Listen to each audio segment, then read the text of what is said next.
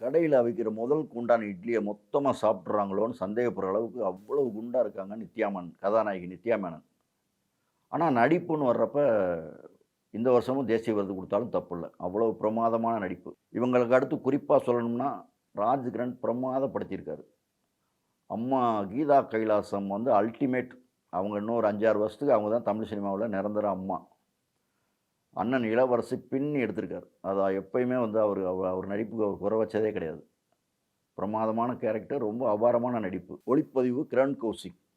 பேங்காக்க வந்து எவ்வளோ ஸ்டைலா காட்டியிருக்காரோ, அதே ஸ்டைல்ல சங்கராபுரம் கிராமத்தையும் காட்டியிருக்காருங்க. Well done sir, well done. படத்தோட குறை என்னன்னா, ஃபர்ஸ்ட் ஹாஃப்ல இருக்கிற அந்த சென்டிமெண்ட் வந்து செகண்ட் ஹாஃப்ல இல்ல, 1.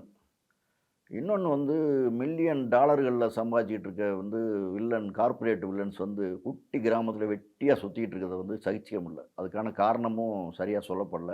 அது ஒரு மிகப்பெரிய குறை தான். இன்னொரு பக்கம் சொந்த பூமி, கருப்பண்ணசாமி, பாட்டன், முப்பாட்டன் இந்த சென்டிமென்ட்டெல்லாம் ரொம்ப ஓவரா சுத்தல்ல விடுறாங்க. அடடா! பார்த்திபன மறந்துட்டோமே!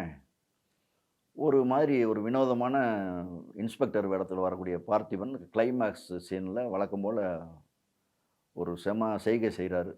இசை ஜி.வி. பிரகாஷ். ரெக்கார்டிங் ரொம்ப நல்லா பண்ணியிருக்காரு.